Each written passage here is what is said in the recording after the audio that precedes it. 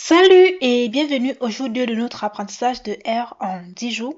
Pour petit rappel, au jour 1, nous avons créé un nouveau projet que nous avons nommé Apprendre R en 10 jours. C'est pour ça que c'est affiché ici, Apprendre R en 10 jours. Nous avons vu comment l'interface de R se fait.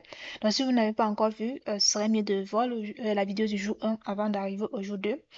Anyway, on y va.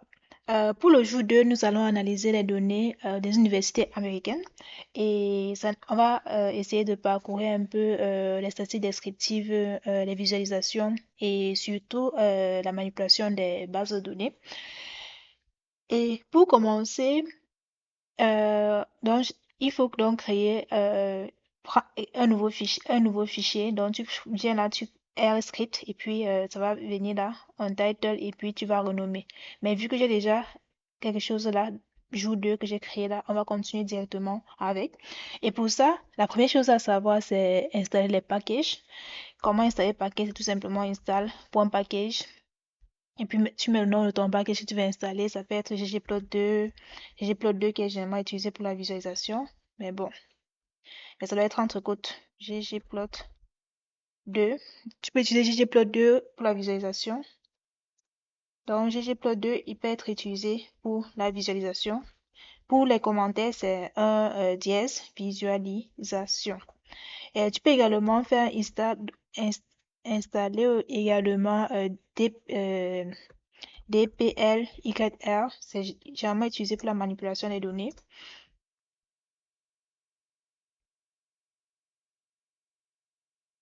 Et tu peux également installer ReadR.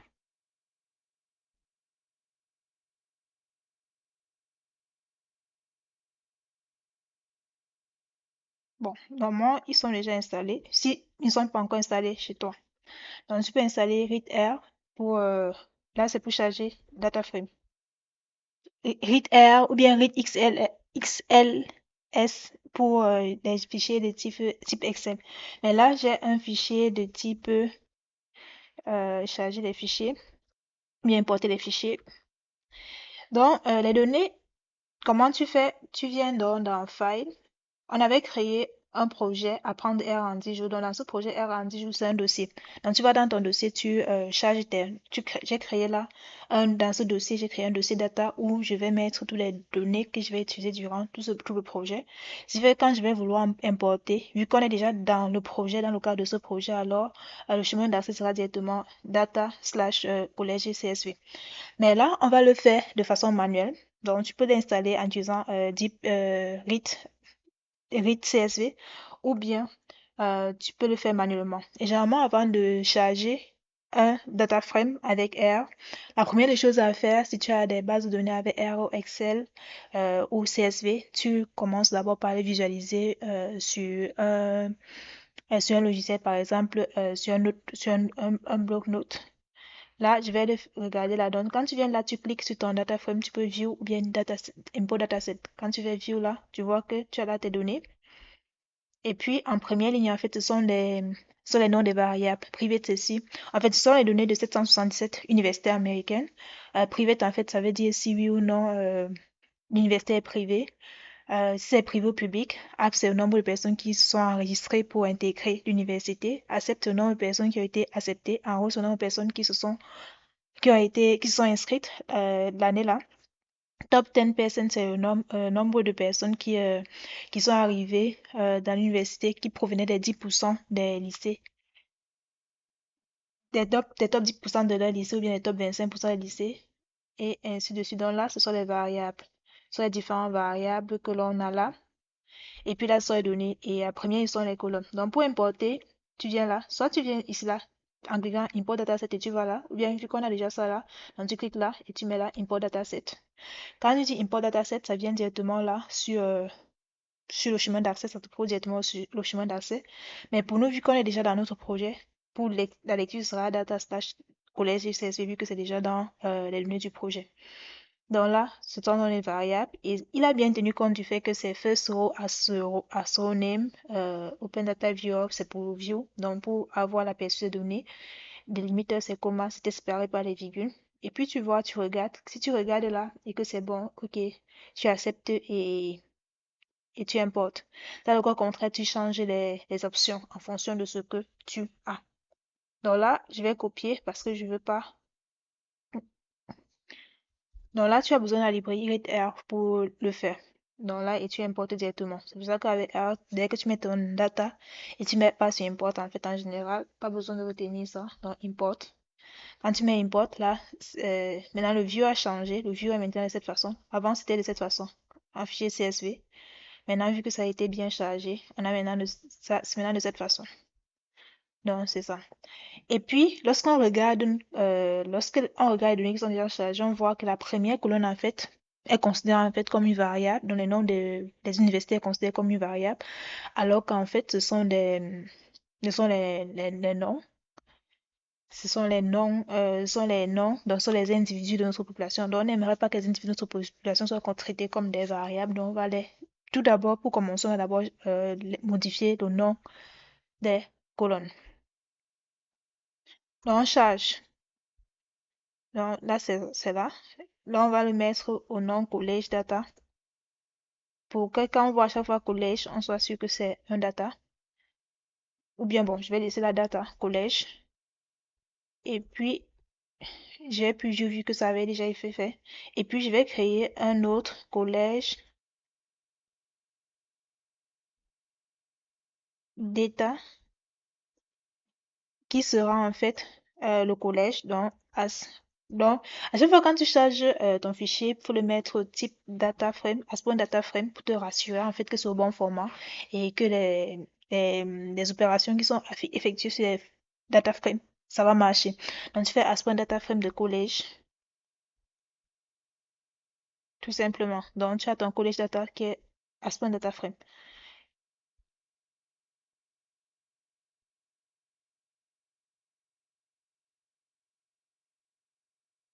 Et puis, c'est déjà fait. Et puis, donc, maintenant, tu veux, comme on a dit, la première colonne, on veut que la première colonne. Par exemple, là, si tu affiches la row name,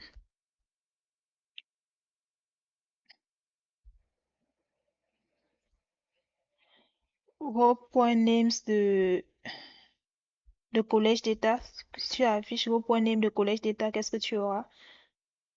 Ça t'affiche en fait les numéros, alors que ça doit être le nom des universités. Donc, c'est ça qu'on va changer. Donc, on va faire la row name de collège d'état. On va affecter On va changer la valeur pour lui affecter plutôt la première colonne de notre data frame. Et pour accéder à la première colonne de notre data frame, c'est tout simplement en faisant les crochets, virgule, 1, première colonne. Si tu mets le 1 là, c'est première colonne, première ligne. 1, virgule, c'est première ligne. Et 1 là, c'est première colonne. Donc, on va affecter ça à row name. Contrôle entrée, ça a été fait. Et puis, lorsque tu l'as fait, vérifies. Tu vérifies que ça s'est bien passé. Donc, tu peux encore faire un view. View, c'est toujours avec un grand V. Sinon, ça va afficher les erreurs. Collège data. Quand tu fais view de collège data, entrée. Puis, ça a changé. Et puis, il y a encore celui-ci. Donc, on va le supprimer parce que ça n'a pas de sens, cette variable. Donc, du coup, on va venir là.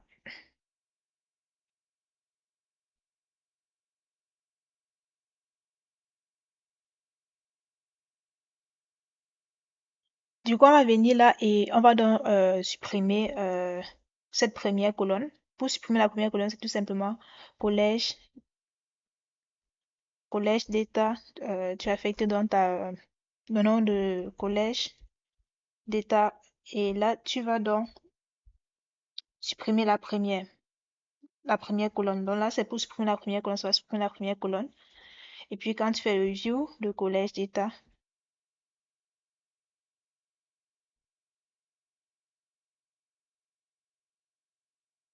il n'y a plus cela.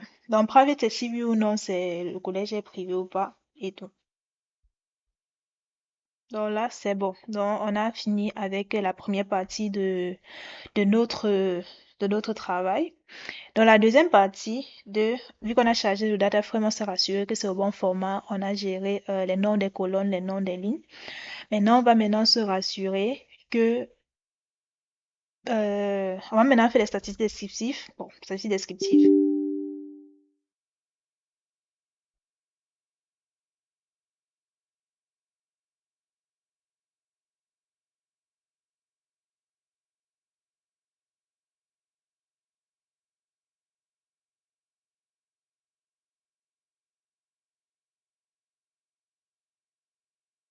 Pour faire les statistiques descriptives, tu peux commencer tout simplement avec le summary. Quand tu fais le summary de collège d'état, ça va te faire la description des variables quantitatives uniquement.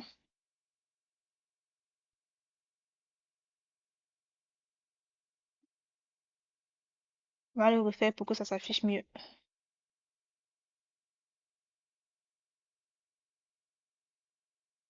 Donc là, c'est ça. Donc private, c'est caractère, donc il n'y aura pas. C'est le type caractère, c'est une variable qualitative. Le nombre d'applications, le minimum est à 81, le maximum est à 4 48 000. Donc parmi nos établissements, le minimum de personnes qui ont souscrit, qui se sont inscrits, qui ont postulé pour intégrer l'université, c'est 81, alors que le maximum est à 48 000.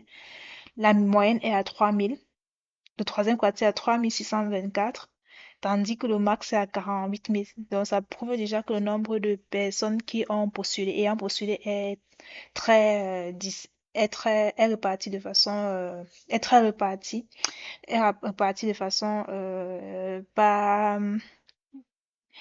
que le nombre de personnes ayant postulé diffère significativement selon les universités. Le nombre de personnes ayant été acceptées, le minimum est à 72, la moyenne est à 2019 et le maximum est à 26 000, donc pareil. Le pourcentage des personnes provenant des 10% de leur école, il y a le minimum à 1, donc on peut avoir des universités où il y a une seule personne qui provient du top 1% et 96 du top 1%. Dans le top 25%, on a ceci là, le minimum est à 9 déjà, et à 100 là, c'est pas mal, et ainsi de suite. Donc, et Pierre dit, c'est en fait ce pourcentage, ce nombre de personnes, le nombre d'enseignants qui ont un PhD, le pourcentage d'enseignants ayant un PhD qui sont dans l'école.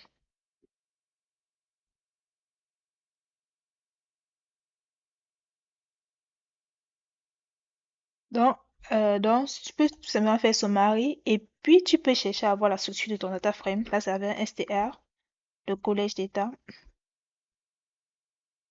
Quand tu fais STR de collège d'État, qu'est-ce que ça te renvoie? Donc là, ça te permet d'avoir la structure de ton data frame, d'avoir une idée de la structure de ton data frame. C'est un peu pareil. Ça dit tout simplement si c'est qualitative, donc ça vient le nom de ta variable, si c'est quantitative ou qualitative, et puis les valeurs observées, les premières valeurs observées, les premières valeurs observées, ainsi de suite. Donc c'est STR, c'est pour avoir la structure de ton data frame, les variables qualitatives, les variables quantitatives, et tout simplement. Donc c'est à ça que c'est le STR. Et puis, tu peux chercher à avoir la moyenne, la médiane de quelques variables. Par exemple, tu peux chercher à avoir le min. Donc, calculer tout simplement la moyenne des personnes ayant postulé dans les différentes universités. Là, ça se fait avec mine de collège, data. Pour accéder à une variable, c'est avec le dollar. Dollar, où est-ce que se trouve? Dollar, oui, là c'est dollar. Quand tu fais un dollar, là, les variables sont là. Donc, tu mets la dollar apps, ça t'affiche ta moyenne. 3001, comme ça a été vu tout à l'heure. Tu peux également avoir les cas types STD, Standard Deviation, comme on a vu la dernière fois, Collège d'État, dollar, apps.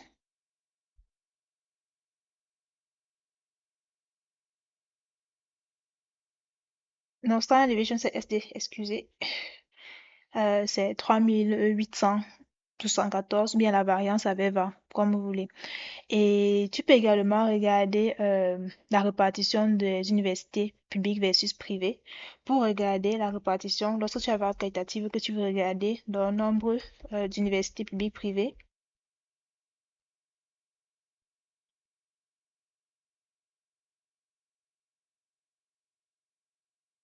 Là, c'est avec la fonction table.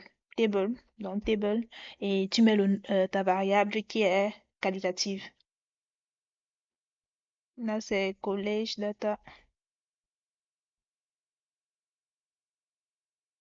dollar private. Et puis tu as là, donc tu fais table. Donc quand tu as une variable qualitative, tu vas utiliser le table et ça va t'afficher là le nombre, les différentes modalités avec les effectifs qui sont associés. Donc no yes, no yes. Donc c'est ça. Donc, variable qualitative, tu utilises table et tu gères ou bien moyenne médiane pour l'autre. Et quand tu affiches ça, tu peux avoir les différentes valeurs. Et tu peux également chercher à avoir le taux moyen de diplômés.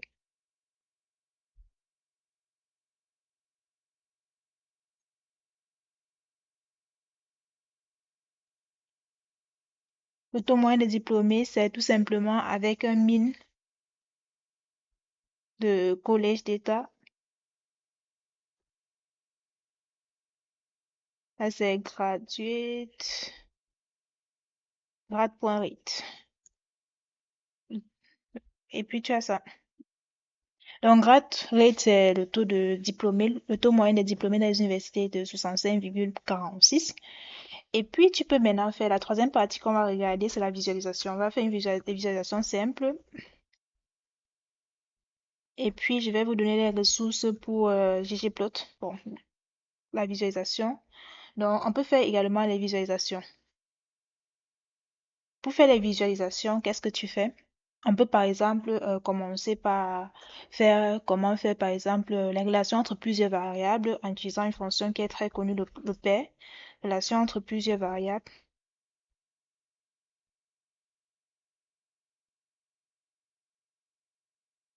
Pour la relation entre plusieurs variables, tu utilises tout simplement la fonction pair, pairs et tu mets, par exemple, on peut par exemple afficher les relations entre les 10 premières variables. Voyons un peu à quoi ça va ressembler. Collège data et tu mets tout simplement là et tu sélectionnes dans les 10 premiers. Donc, si tu mets vu que la première variable, c'est une variable qualitative, mettons un peu pour voir à quoi ça va ressembler. Ça va nous afficher. Ça va dire, il y a des arguments non numériques dans PS parce que la première variable, elle était numérique. Du coup, on va commencer à 2. Et lorsque tu fais un plot, ça s'affiche dans cette partie. Puis, on va venir là pour le visualiser. Donc là, le PS, ça te permet en fait de voir un peu, d'avoir une idée en fait de la distribution des variables deux à deux. En fait, ça te permet, c'est quand tu es en train d'explorer les variables, là tu vois déjà là, par exemple, la variable, c'est quelle variable? Top 25% et top 10% sont très corrélés. Corrélation très positive entre top,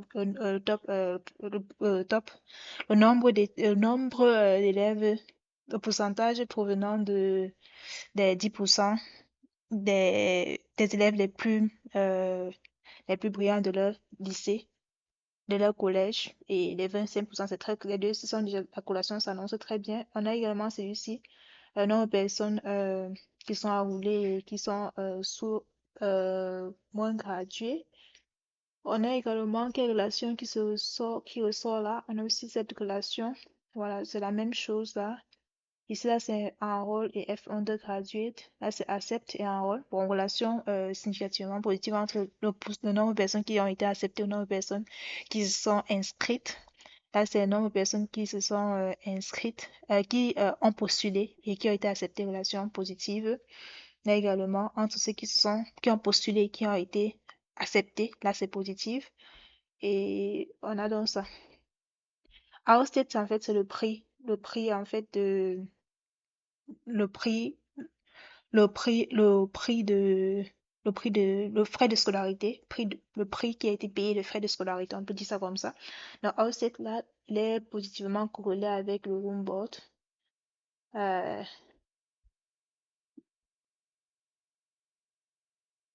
et puis, c'est tout. Donc, PES, il est très utile lorsque avoir une première idée des relations entre les variables pour voir si les variables sont corrélées entre elles. Tu fais tout simplement un PES, tout simplement, et ça va très rapidement. Donc, tu peux également faire un box plot. Donc là, sur les fonctions, c'est un box plot. En fait, ça te permet en fait on peut faire un box plot pour comparer les frais de scolarité des universités publiques et privées. Là, je vais faire un box plot en fait double pour avoir quelque chose qui est un peu plus, entre guillemets, un peu plus complexe. Box plot, en fait, là, on va comparer les frais de scolarité des universités publiques et privées. Pour ça, tu fais tout simplement un box plot.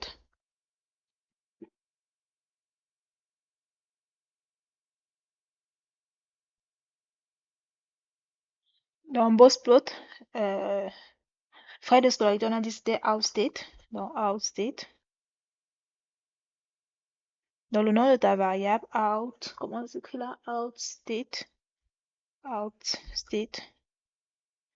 Et tu mets, il y a un style là, donc, des frais de scolarité en fonction des universités publiques et privées. Algra, oui, c'est Algra de outstate en fonction de private. Là, tu mets le nom de ta data. Data égale à collège d'état.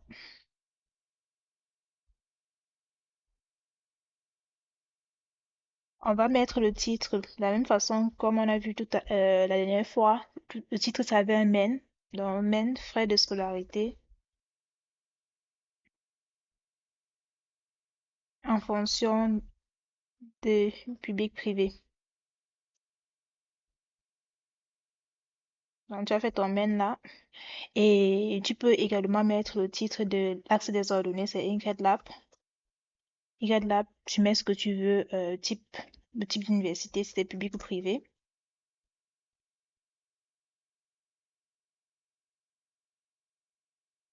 Le X-Lab, le X-Lab là, c'est frais de scolarité.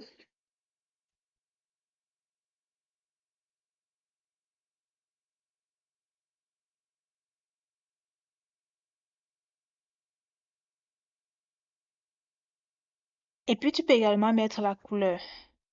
La colle, tu mets un vecteur. Le vecteur se crée en utilisant la fonction C pour concatenate. Et tu mets la couleur que tu choisis. Ça peut être blue.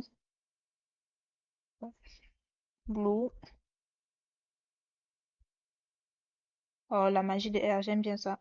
Blue. Et on peut également mettre blue et on va mettre blue et red. Tu peux mettre les fonctions que tu veux. Et puis là, tu compiles. Et puis ça là. En très peu de lignes, on a fait un graphique de boxplot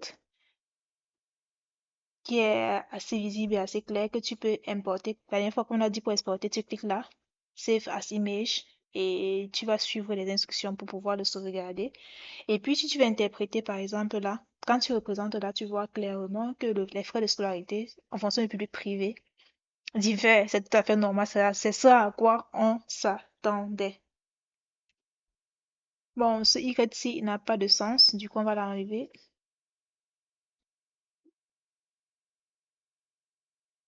Euh, X, outset. Outset, là, c'est X et Y. C'est convexe. Là, c'est X. Et puis là, c'est Y.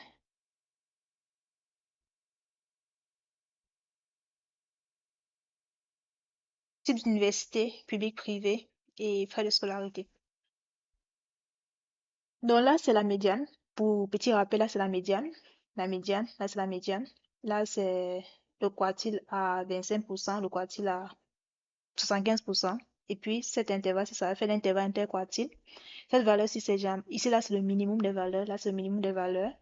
Là, c'est pas le minimum valeur, mais c'est la borne, on va dire la borne sup, qui est généralement le min entre soit la plus petite valeur et 1,5 fois intervalle interquartile, bon, plus la médiane et tout. Et lorsque tu représentes ton box plot, c'est pour voir s'il y a les valeurs extrêmes. S'il y a les valeurs extrêmes, alors c'est différent ou quand ils sont souvent considérés comme étant des valeurs extrêmes. Là, ici, on a une seule valeur extrême. Là, on a quelques valeurs extrêmes. Là. Donc, ceci, c'est le cas de l'eau. Ce sont des universités publiques, mais ils ont des valeurs qui sont quand même assez élevées. Mais au vu de ce box plot, on voit clairement en fait que les frais de scolarité dépendent du fait qu'on soit privé ou public. Bon, ça à quoi on s'attendait déjà. Donc, c'est juste un petit graphique, un petit box plot. Donc, tu peux faire le box plot. Donc, si tu as une variable quantitative et une fonction qualitative, tu peux vérifier et tu représentes tout simplement ton box plot tout simplement comme c'est une fonction box plot. Et la syntaxe, elle est super simple. Et puis, tu peux également vouloir regarder aussi les histogrammes. Là, on va voir un truc qui est super cool que j'aime bien. Donc, on peut également représenter l'histogramme. Là, ici, là, on va chercher à visualiser la répartition de plusieurs variables quantitatives. Et ce qu'on va voir ici, là, c'est un truc super cool, plusieurs variables quantitatives. On va répartition de plusieurs variables quantiques. Et là, on va voir un truc que j'aime bien, c'est que lorsque tu veux représenter plusieurs variables quantitatives et que tu veux les afficher également sur un même graphique pour pouvoir faire des comparaisons, tu commences par diviser la fenêtre graphique. Donc, tu divises la fenêtre graphique.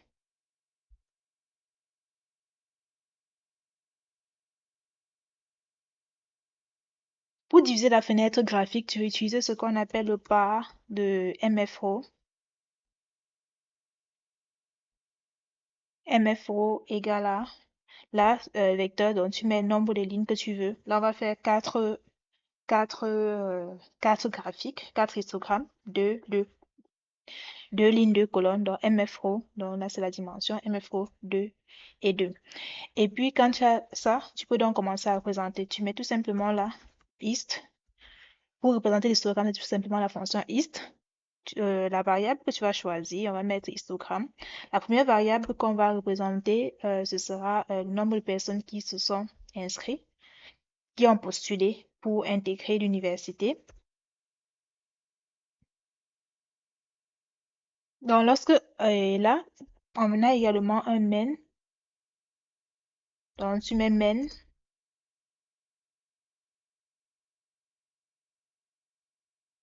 Main égale à. On va mettre quoi? Là, c'est son nombre de personnes. Donc, on va mettre distribution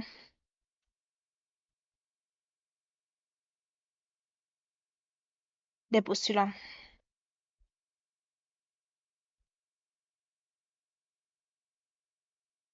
On peut également mettre une couleur. On met quelle couleur? On va mettre light blue. Light, c'est H, G, H ou bien H avant. Ouais, c'est ça. Light blue. Et puis, on va également le faire pour quatre autres variables. Donc, on fait tout simplement copier-coller et puis on fait pareil pour quatre autres variables. C'est juste, là, c'est juste pour voir l'histogramme de plusieurs variables. CTRL V. Là, on va mettre, ici, là, ce sera pour le nombre de personnes ayant postulé. Là, on va regarder maintenant le nombre euh, des graduates.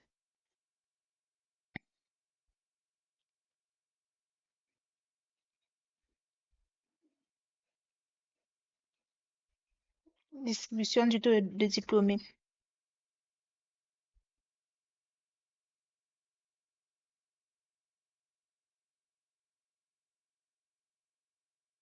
Là, on va changer de couleur. On peut mettre là pas light blue, mais light, je sais pas s'il y a light red. Ça ne s'affiche pas, c'est qu'il n'y a pas. On a, à part light red, on a encore quoi? Light green. Non, il n'y a pas light green. Ah ouais, il y en a, c'est juste qu'il n'y avait pas. Ça ne s'enchaînait pas. Là, on va mettre light green.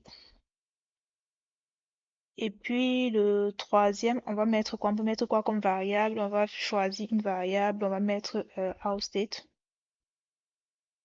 Dollar outState.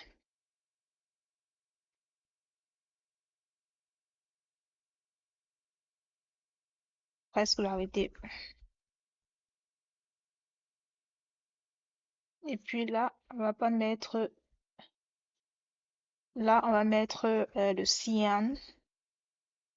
Bon, ça commence à être pareil. Bon, on va mettre magenta plutôt.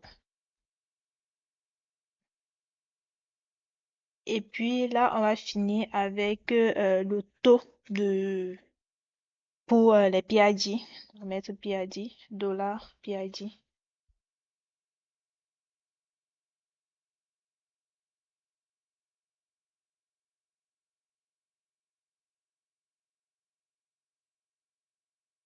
Et puis là, on va mettre autre couleur. On va mettre le gris.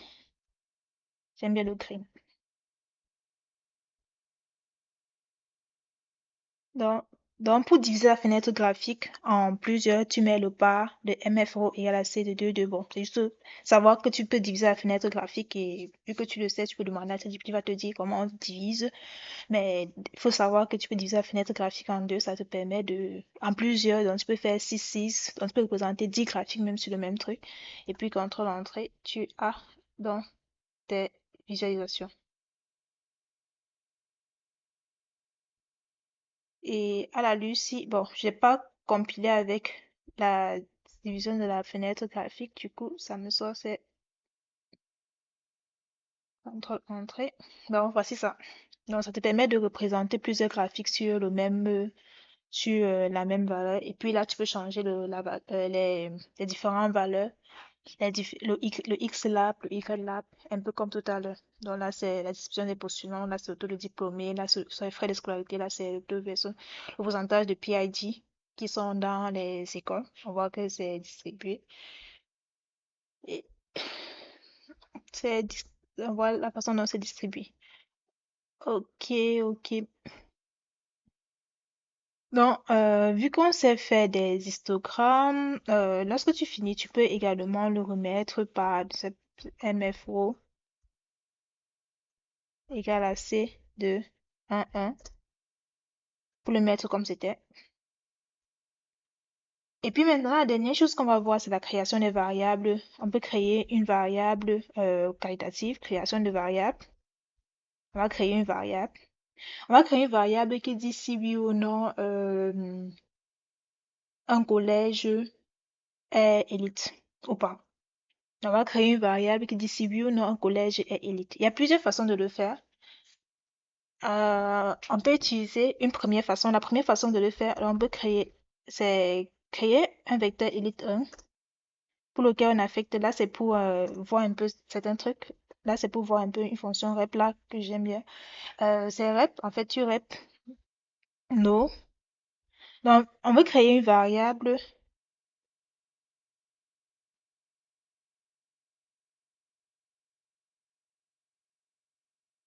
qui dit si oui ou non une variable, elle est si un individu est élite ou pas, si une université est une université élite ou pas. Et puis, on va le faire en disant, par exemple, si le top 5%, le top, c'était 5% ou 10%, le top 10% des personnes qui sont inscrites dans l'université est supérieur à 50. Donc, au départ, on va créer un vecteur rep élite 1 en disant que c'est non, c'est pas élite par défaut. Et puis, on va changer. Donc, on va le créer le nombre de lignes. Donc, on va créer donc, un vecteur de dimension n row de collège data pour que ça soit au même format. Et puis, quand tu es là, contrôle entrée, ça a été fait. Donc, quand tu mets élite 1, donc, Elite 1 là, donc ça a créé un vecteur de dimension 777, la taille de notre data frame, où ça a rangé non partout. Et puis maintenant, ici, on va maintenant modifier les individus pour lesquels c'est faux.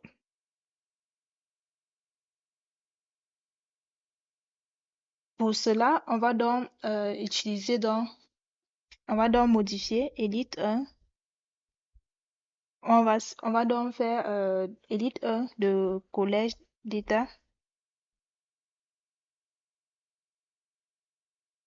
dollar. On a dit top 10%, prends 10%, 20%, 5%. Prenons 10%. Top 10% supérieur à 50. C'est supérieur à 50, alors on affecte 8.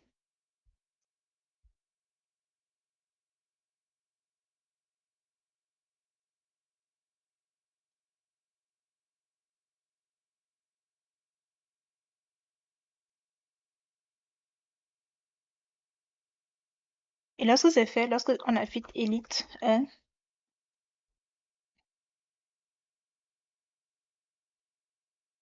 là, ça a modifié Elite 1. Donc, on peut mettre la table. Je sais pas si table de vecteur, ça marche aussi.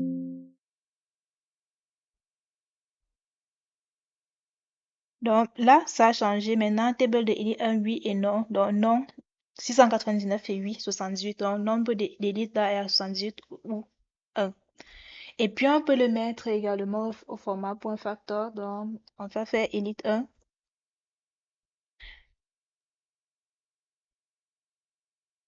as point factor de Elite 1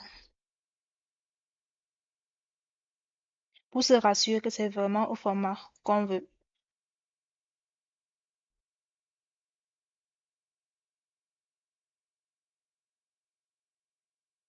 Oui, non, et c'est bon.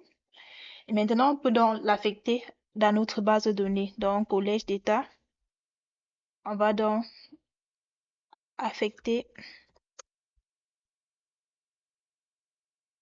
un data frame où on va joindre les deux. Dans data frame, collège d'État,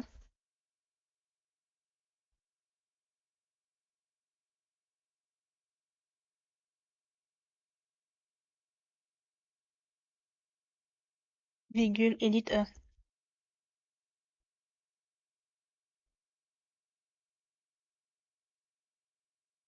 Maintenant, quand tu vas faire view, collège d'État, donc ça va le mettre en dernière position en fait. View, collège d'État, le voici. Et puis on a notre élite 1 là qui est là. Maintenant, on peut également le créer d'une deuxième façon en utilisant une fonction qu'on appelle if-else. Donc, utiliser if-else. Pour utiliser if-else, donc tu peux le faire en utilisant également if-else. Pour utiliser if-else, donc tu vas créer dans elite 2. Donc, tu n'auras pas besoin de commencer d'abord par créer un vecteur de même taille qui est de dimension 777 qui prend uniquement une valeur et tu vas modifier. Mais là, tu vas directement créer elite 2 qui prend directement en valeur. Tu vas dire if-else. Donc, tu vas utiliser une fonction if-else qui va donc vérifier collège d'état.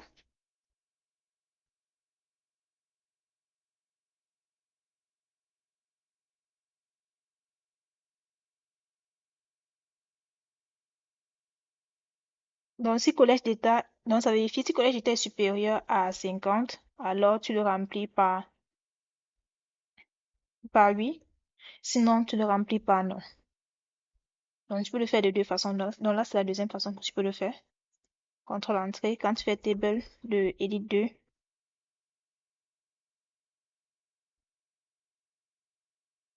c'est pareil. Donc là, on est là à non 699 et oui à 78. 699 à 78. Et puis, tu peux également vérifier.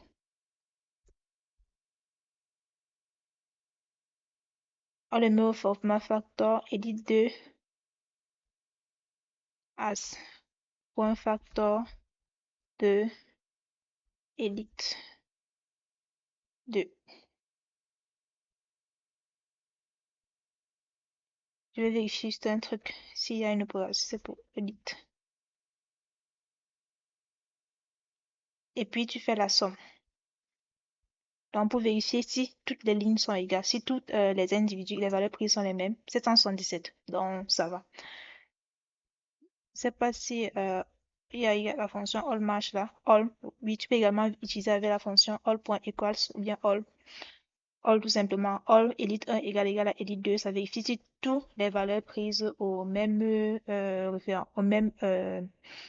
aux mêmes individus, aux mêmes emplacements sont les mêmes. Là, c'est trop à chaque fois dans, on utilise dans ça. Donc, tu peux utiliser Aspen Factor et tu utilises dans deux. Donc, tu peux créer donc ta variable qui dit si université est élite ou pas en utilisant deux façons.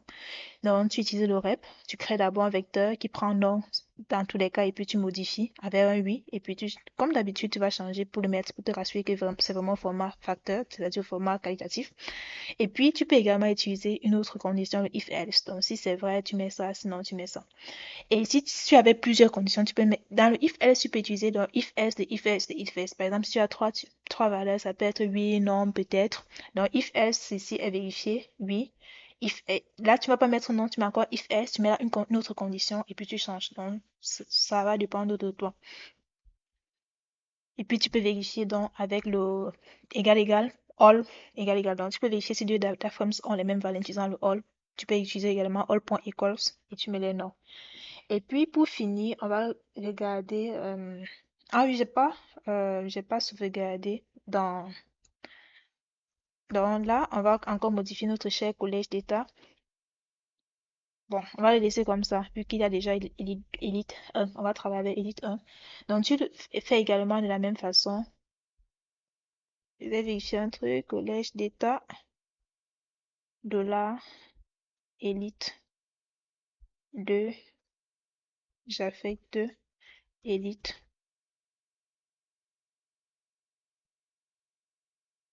2. Donc, je peux donc affecter aussi, créer une variable tout simplement directement. Et puis, lorsque je fais un view de collège d'état, quand tu fais un view de collège d'état, qu'est-ce que tu as? Donc là, c'est là. Et puis à la fin, tu as élite 1 et élite 2. Et à chaque fois, les deux valeurs prennent la même valeur. Donc, tu peux créer directement en utilisant le data.frame. Tu combines les deux avec le data.frame, tu mets ta dernière variable et la nouvelle variable, à savoir considérer le nom de la variable et les valeurs prises. Ou bien tu fais directement collège data de la élite et tu as les valeurs. Là, tu peux vérifier. Donc, vu que tu as fait ça, tu peux également, on a déjà vérifié la répartition. On peut également regarder les frais de scolarité en fonction des universités. Frais de scolarité en fonction des universités. Comme tout à l'heure, on va utiliser un box plot. Frais de répartition en fonction des universités. Là, pour gagner en temps, je vais faire un copier-coller vu que ça avait déjà été fait là. Donc, c'est en fonction de box plot. Donc, frais de scolarité en fonction.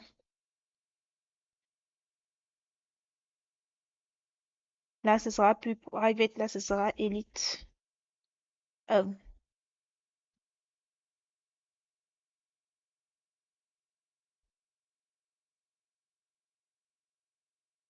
élite.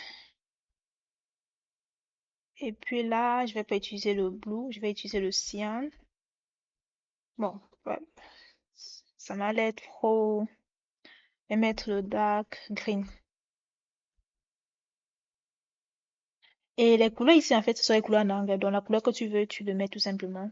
Et puis, je vais aussi utiliser la part dark red également. Dark red. Et puis, voici ça. Donc là, ce sont les frais de scolarité en fonction de public privé, le type d'université élite. Si oui ou non, c'est élite. Donc, on voit là que les frais de scolarité pour les universités de type élite sont beaucoup plus élevés que les frais de scolarité des universités de type non élite. Donc, le fait que l'université ne reçoive que des personnes élites, les frais de scolarité sont encore beaucoup plus élevés. Donc, non seulement pour intégrer l'université, en fait, tu dois être élite. Et si, lorsque tu es parmi le top 10-15% de ton lycée, il faut aussi avoir des moyens pour pouvoir assurer aussi cela. Et puis les frais de scolarité là, pour le privé, pour le public, en fait, ça ne tient pas compte du fait qu'on ait retiré les frais versés par l'État. Et puis ici là, c'est la médiane. Donc là, en termes de médiane, la médiane les deux médianes semblent être significativement très différents, mais la répartition des valeurs semble être la même, avec quelques valeurs extrêmes là.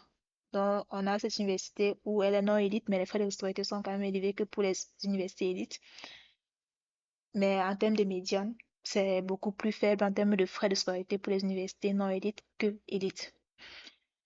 Donc, on va s'arrêter là. Je vous remercie beaucoup pour votre attention. Et pour les visualisations, si vous voulez utiliser ggplot, je vous conseille de télécharger ce site. Vous pouvez, bon, avant de dire utiliser ggplot, commencez d'abord par utiliser les visualisations simples. Vous voyez déjà les visualisations, les plots et box plots simples, ça fournit déjà pas mal de résultats qui sont plutôt pas mal, qui sont très clairs. L'essentiel, c'est de mettre un bon titre, de mettre des abscisses, le titre des ordonnées, choisir les bonnes couleurs qui seront faciles à interpréter. Et comme vous avez vu là, donc, c'est déjà pas mal. Et puis, il y a autre façon de le faire. Et puis là, donc, là, c'était frais de scolarité en fonction du public privé, c'était de cette façon. Là, c'était largement supérieur. Et puis, quand on arrive là, c'est la distribution des postulants, le taux de diplômés. Donc, tu peux représenter plusieurs graphes sur le même graphique. Et simplement, sans utiliser beaucoup de lignes de code, frais de scolarité en fonction public privé, tu le représentes clairement. Donc, si tu veux faire des comparaisons avec les box plots et tout, tu peux utiliser tout simplement la fonction box plot et puis tu mets les couleurs. Donc, tu mets la couleur en utilisant anglais. Et puis, couleur, c'est un vecteur qui est donc avec un C, avec le C qui veut dire concatenate. Donc là, c'est pour le premier et l'autre pour le deuxième. Et puis, si tu veux utiliser ggplot, Tu peux donc utiliser ggplot. Tu fais tout simplement la ggplot, cheat sheet, ggplot cheat sheet, et tu cliques là. Et tu as donc ça qui est plutôt pas mal. Et puis tu as ceci là. Donc tu as pour la visualisation avec ggplot 2, tu peux tout simplement utiliser ceci. Donc ça donne les basiques. Lorsque tu veux faire les graphiques primitifs dans les tu veux regarder la visualisation d'une seule variable, tu peux utiliser tout simplement ceci là en changeant à chaque fois euh, les noms par les noms de ta variable. Si tu as deux variables, euh, tu veux regarder la distribution de deux variables entre elles, tu peux utiliser ceci là. La distribution entre une variable continue et discrète. Là, c'est ce que tu peux faire avec le gf plus les geomplot, les violent plot et tout. Entre trois variables, tu as ceci là. Et puis, si tu as, en fonction de, si tu veux utiliser, comment on appelle ça, certaines formes, tu utilises ceci là. Donc, si tu veux aussi utiliser ggplot, tu peux télécharger ceci, ce petit site que tu peux utiliser. Mais toutefois, si tu sais bien parler, que tu sais exactement ce que tu veux faire et que tu expliques bien à ChatGPT pour aussi te le fournir les codes pour le faire. Mais sinon, tu as ce cheat sheet qui te résume cela. Donc, tu tapes ggplot2 cheat sheet et ça te permet d'avoir ceci là. Comme beaucoup. Ce qui est bien avec elle, c'est que la documentation, elle est faite très rapidement. Donc là, dans notre fichier, donc quand tu vas venir dans ton fichier que tu as créé, donc tu as un pour ton projet, tu as un projet, tu veux créer un projet, tu crées un projet directement. Tu peux faire un dépôt Git ou pas du tout. Et quand tu as créé ton projet, tu crées un dossier data où tu vas mettre tes données et puis à chaque fois, tu mets les noms de tes variables et tout. Et si tu fais des fonctions, ce sera là. Et tu peux également écrire les fonctions que tu appelles également. C'est à toi de voir. Donc, on se voit donc au jour 3 pour la suite de ce challenge. On verra quoi? On verra les tests d'hypothèse. On verra les tests d'hypothèse. Et donc, à très bientôt sur Stat and ML pour tous. Au revoir.